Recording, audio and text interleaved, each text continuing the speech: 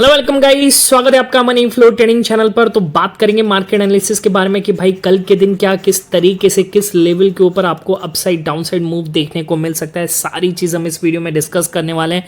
क्या मार्केट से क्यूज मिल रहे हैं, ग्लोबल मार्केट किस तरीके का संकेत दिखा रहा है, आज किस साइड चलने की उम्मीद ज़्यादा है जिसकी वजह से हमारी ओपनिंग पे असर पड़ सकता है और मार्केट के मोमेंटम पे असर पड़ सकता है। ये सब हम डिस्कस करेंगे इस वीडियो में।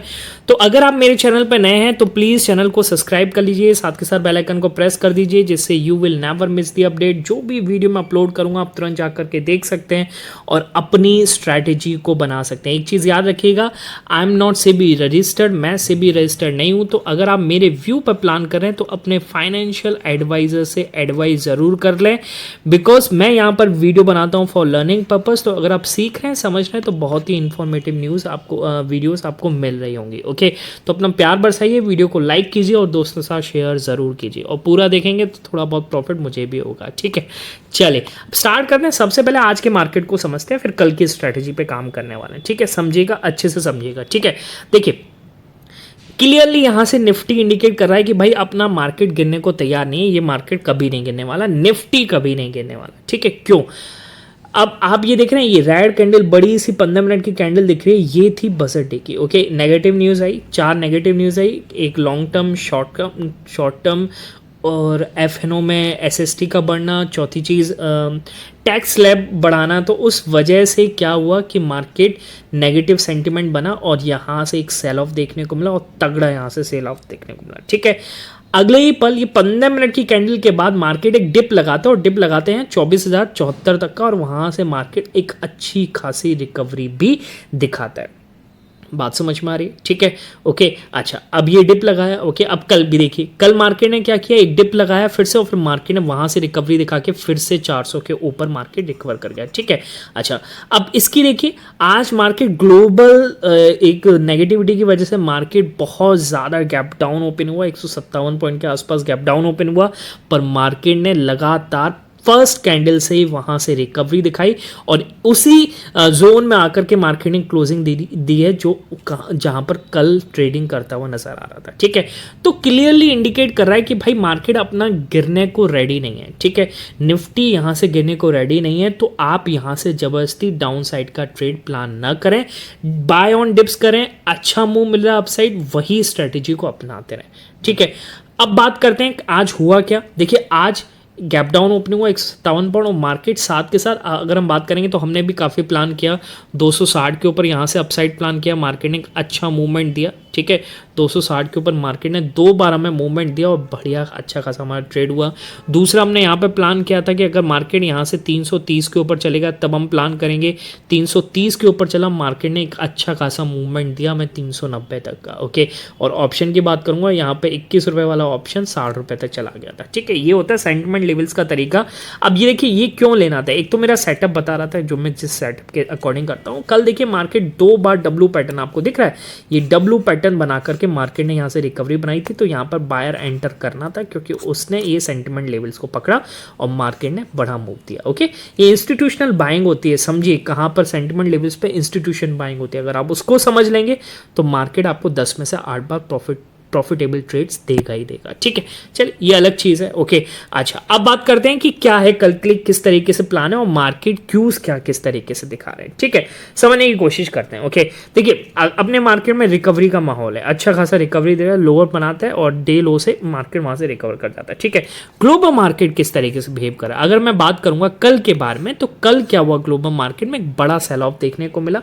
ओके, अर्निंग सीजन वहां पर चल रहा है। ओके, और नेस्डेक बहुत जबरदस्त, कहने का मतलब आप समझ के चलिए लगभग कितना परसेंट, 4% के आसपास वहाँ पे गिरावट देखने को मिली और S&P में 2.5% के आसपास गिरावट देखने को मिली। ठीक है, पर अभी की बात करूँगा तो अभी अगर आप देखना चाहें तो यहाँ पर फ्यूचर्स पॉजिटिव में ही ट्रेड कर, मतलब पॉजिटिव नहीं कह सकते, वहाँ से मतलब रिकवरी है, नेगेटिव साइड भी रिकवरी है।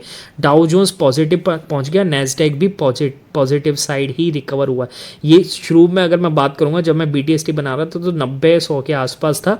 ओके, और ये भी 20-25 के आसपास था। ओके, और ये तो एक बार को 185 भी लगा दिया था, 130 भी लगा दिया था, पर नेगेटिव 50-60 के आसपास चल रहा था। ठीक है, तो अब यहाँ से रिकवरी चालू हुई है, मार्केट खुलेगा 7 बजे के आसपास, देखते हैं किस तरीके से माहौल बनता है। पर यहाँ से हाईली चांसेस लग रहा है कि आज डाउ जोन्स और नैस्डैक में स्पेशली एक रिकवरी दिखेगी, लोअर साइड पे बाइंग दिखेगी और मार्केट एक अच्छा मूव करता हुआ नजर आएगा। ठीक है, और एक और चीज़ मैं आपको बताऊं कि भाई कल बहुत बड़ा सेल ऑफ था। ठीक है, ये आप समझिएगा, कल इतना बड़ा सेल ऑफ था कि टेक कंपनीज में 2022 से 2022 को एक वर्स्ट डे था और 2022 के बाद ये सबसे बुरा दिन है और इंडेक्स 3.6% तक डाउन रहा। ठीक है, 4% के लगभग, फिर एडजस्टमेंट के बाद 3.6। ओके, तो कहने का मतलब क्या है कि अगर मैं आपको बताऊं, बड़ी बड़ी टेक कंपनीज के 10 से 2 से 12% तक शेयर टूटे हुए थे। ओके, और सबसे ज़्यादा शेयर तो टेस्ला, जो इतनी बड़ी कंपनी है, ओके, उसका शेयर 12% के आसपास टूटा हुआ था। ठीक है, ओके, और कल की बात करें तो कल आप एक समझ के चलिए कि मार्केट की $1 ट्रिलियन, आप भी समझ के चाहिए, $1 ट्रिलियन की कैपिटल वाइप आउट हुई है। ओके, कितनी बड़ी कैपिटल वाइप आउट हुई है कल मार्केट में। ठीक है, चलिए, मार्केट है, ये सब चलता रहता है। अब मार्केट इतना फटा भी था, ओके, तो वहाँ पे भी कैपिटल आई भी थी, ये भी आप कह सकते हैं। ठीक है, तो मार्केट में करेक्शन भी आते हैं, अर्निंग सीजन है, जहाँ पे परफॉर्म नहीं करेंगे तो शेयर टूटेगा, वहीं लेवल पर आएगा जो उसकी राइट वैल्यू, शेयर वैल्यू होनी चाहिए। ठीक है, चलिए, अच्छा, और क्या चीज़ है, आज एक बड़ा डेटा आने वाला है। ठीक है, डेटा बड़ा तो नहीं कहेंगे, बड़ा डेटा तो 31 जुलाई को आएगा, जो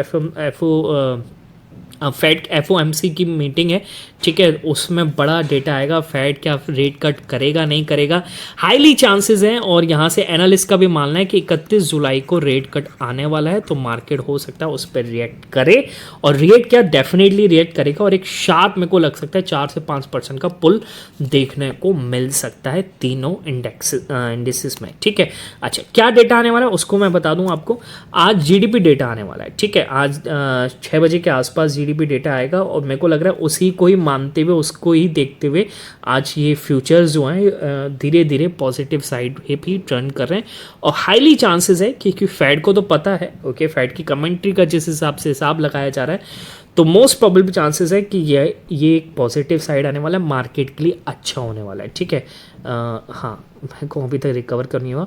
ओके, तो अनुमान है कि लगभग 2 के आसपास आएगा, मैं आपको दिखा देता हूँ इसमें। ठीक है, फोरकास्टेड है कि 2% के आसपास आना चाहिए। ओके, देखते हैं किस साइड आता है, लास्ट जो आया था वो 1.4 आया था। ठीक है, शाम को 6 बजे के आसपास ये आपको डेटा आता हुआ नजर आएगा, तो इस पर भी नज़र बनी रहनी चाहिए आपकी। क्लियर, चलिए, तो अब कल के लिए क्या सेटअप दिखता है, कल किस हिसाब से हम प्लान कर सकते हैं, फटाफट से आ जाते हैं। ठीक है, अच्छा, BTST अगर आप लेके गए हैं 400 के ऊपर, तो मेरे हिसाब से एक राइट स्ट्रेटेजी है। ओके, मैं तो निफ्टी में भी लेके गया और मिड कैप निफ्टी में भी BTST का प्लान करके गया हूँ, देखते हैं क्योंकि मिड कैप निफ्टी में भी एक अच्छा सेटअप हुआ था और एक लोअर लेवल से बहुत अच्छी खासी रिकवरी भी देखने को मिली है। ठीक, अच्छा, अब आते हैं सेटअप पे, कल के लिए क्या किस तरीके से प्लान बन सकता है। निफ्टी ये हम इसको हटा देते हैं और समझने की कोशिश करेंगे। क्लियर, देखिए, अगर मान लीजिए गैप अप हो जाए तो गैप अप को चेज मत कीजिएगा, कोई चांसेस नहीं है चेज करने का, मार्केट को वहाँ से टूटने दीजिए, आप अपना प्रॉफिट बुक कीजिए, बहुत से लोग प्रॉफिट बुक करेंगे। ठीक है, और यहाँ से जब मार्केट प्रॉफिट बुक करेगा तो फिर ये अगर 440 430 के आसपास सस्टेन करने की कोशिश करता है, आप ये समझ के चलिए एक जोन एरिया है, ये एक बाइंग जोन है। ठीक है, और बड़ा बाइंग जोन 400 पर है। ठीक है, क्योंकि बार बार मार्केट 400 के ऊपर आ चुका है, यहाँ पर बहुत बढ़िया पुट राइटर बैठा हुआ है। क्लियर, तो ये आप समझिए चलिए 400 से लेकर 430 ये टोटल ही बाइंग जोन है। मार्केट ऊपर खुले, आप वहाँ से प्रॉफिट बुक कीजिए, अगर आप BTST लेकर गए, मार्केट को नीचे आने दीजिए, यहाँ पर आए और आपको एक 15 मिनट की कैंडल एक पिन बार के रूप में बनती हुई नजर आए, यानी हैमर कैंडल बनती हुई नजर आए, जिसका लो लगभग 400 के नज़दीक हो। ठीक है, 390 400 के नज़दीक हो, उसको आप SL मान करके यहाँ से मार्केट को आप अपसाइड ट्रेल कर सकते हैं। ठीक है, टारगेट क्या मिलेंगे यहाँ से, टारगेट देखिए 440 के ऊपर मार्केट चलेगा तो आपको 480 का पहला टारगेट देगा। ठीक है, 500 पे आपको रेजिस्टेंस देखने को मिलेगा और तगड़ा रेजिस्टेंस है 500 पर। अब 500 के ऊपर निकलेगा या नहीं निकलेगा देखिए किसी को नहीं पता। ठीक, आप क्या करेंगे, 480 485 पर मार्केट आए, आप बुकआउट कर लीजिए वहाँ पर अपनी पोजीशन। ठीक, अब जब मार्केट 500 के ऊपर चलने लगे और 510 के आसपास जाए, तब अब यहाँ से लॉन्ग साइड की ट्रेड बनाइए। ठीक। और 510 के ऊपर जाएंगे आप, ऐसे लग जाइए सिर्फ 10 पॉइंट का इंडेक्स के हिसाब से 500 का, ठीक है। बात समझ में आ रही। एक 10 पॉइंट का ऐसे लग दीजिए, इसको मैं नेगेटिव बना रहा हूँ, ये आप समझने मत, बेचने वाली साइड है, ठीक है, अभी नहीं बेचना है, ओके, है ना। यहाँ पर आपको एक एसएल बनाना है और फिर यहाँ से मार्केट को अपसाइड ले जाना है। अगर मार्केट चलना स्टार्ट किया तो बढ़िया मूवमेंट देगा, एक शॉर्ट कवरिंग मूव देगा और वो आपको मिल सकता है यहाँ से 560 तक का मूव पहला।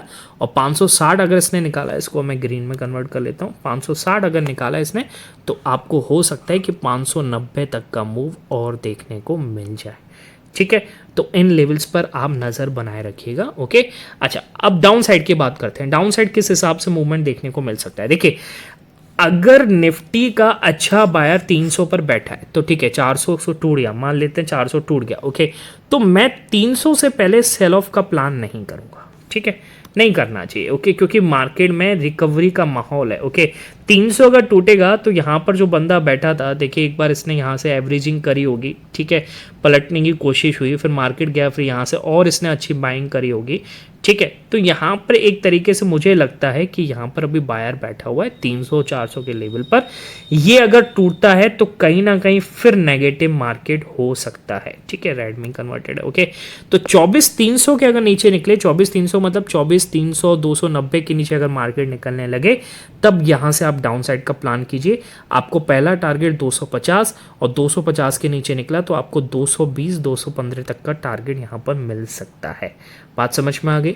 अब 220-215 अगर तोड़ देता है तो मार्केट फिर आपको ये जो इसने बजट डे वाले दिन इधर इसने बार बनाया था, लगभग 140-150 तक का मूव ये दिखा सकता है मार्केट। क्लियर है, मार्क कर लीजिए, इन्हीं लेवल्स पे आपको ट्रेड बनता हुआ नजर आएगा। क्लियर है। चलिए अब आते हैं निफ्टी बैंक का क्या हाल है, निफ्टी बैंक किस तरीके से बिहेव कर रहा है, ठीक है। देखिए, निफ्टी बैंक आज लो लगा करके रिकवरी दी है, बहुत बढ़िया रिकवरी दी है, ठीक है। ये क्यों हुआ, आपको एक न्यूज़ में आपको दिखाता हूँ कि एचडीएफसी की कल एक न्यूज़ आई थी। कल एचडीएफसी का शेयर रिएक्ट नहीं किया, पर आज इसने अच्छा रिएक्ट किया, और रिएक्ट किस हिसाब से किया इसको हम समझ लेते हैं। देखिए, इसका अगर मैं आपको चार्ट दिखाऊंगा, अगर मैं आपको 5-15 मिनट का चार्ट दिखाऊँ तो समझने की कोशिश करना, ठीक है, किस तरीके से इसमें रिकवरी देखने को मिली है। देखिए, आज तारीख है 25 तारीख, ओके, यहाँ पर, ठीक है, इसको मैं थोड़ा सा ऊपर करता हूँ, आपको दिख रहा होगा ये वाली कैंडल जो है, ये वाली, ये ठीक है, 9-15 की कैंडल, ओके।